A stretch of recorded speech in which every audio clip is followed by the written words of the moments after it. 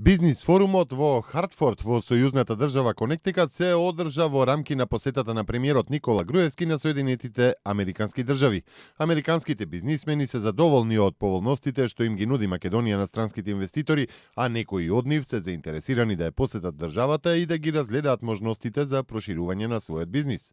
Зак Рајли, подпредседател на компанијата Амфенол, ја истекна отвореност и поддршката на македонската влада за бизнис секторот и најави дека неговата компанија планира проширување на веќе постоечките капацитети во Македонија. Имаме капацитети во Македонија кои се склоп од повеќе деловни единици. Планираме значително да се прошириме во следните 12 до 18 месеци, зашто владата досега ни помага во делот на обезбедување дозволи и пристап со цел да ги изградиме фабриките побрзо и да одговориме на големите барања за дуплирање и триплирање на капацитетите и да одговориме на барањата на клиентите, нагласи Рајли. Оние бизнисмени кои се уште немаат инвестирано во Македонија истакнаа дека сериозно ќе ја земат предвид државата како потенцијална дестинација за проширувањето на нивните бизниси, зашто во следниот период ќе пристапат кон продлабочени истражувања.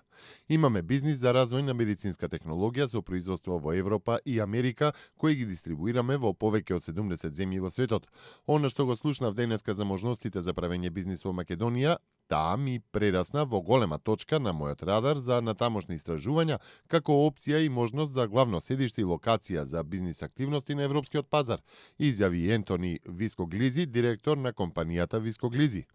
На бизнис форумот беа презентирани поволностите што Македонија ги обезбедува за реализација на инвестиции, отворање бизнис и нови работни места.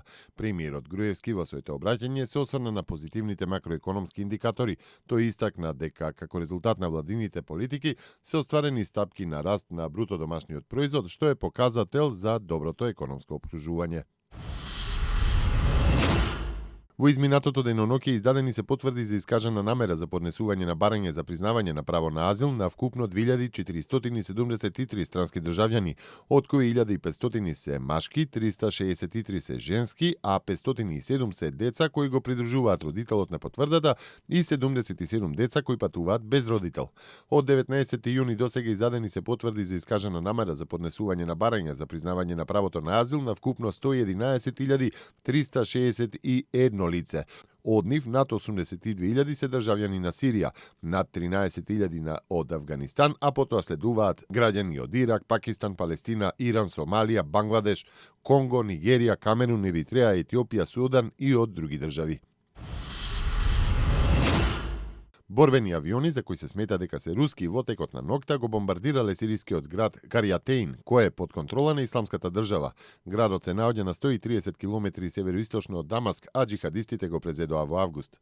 Руската кампања на воздушни напади во Сирија ќе трае 3 до 4 месеци со зголемување на интензивноста, изјави председателот на Комисијата за надворешни работи во Државната дума, Алексеј Пушков. Секогаш има ризик да прекинеме, но во Москва се зборува за 3-4 месечна операција. Руските воздушни напади со сигурност ќе стануваат поинтензивни, додаде Пушков. А коалицијата предводена од Соединетите Американски држави за борба против Исламската држава денеска ја повикаа Русија да ги прекине нападите против сириската опозиција и да се фокусира врз борбата против исламистичките бунтовници. Во заедничката изјава на Соединетите Американски држави, Велика Британија, Франција, Германија, Турција и арапските сојузници од заливот се изразува длабока разочараност поради воздушните напади на Москва и оценка е дека дејствијата на Русија представуваат на тамошна ескалација на конфликтот и дека така само ќе се разгори екстремизмот.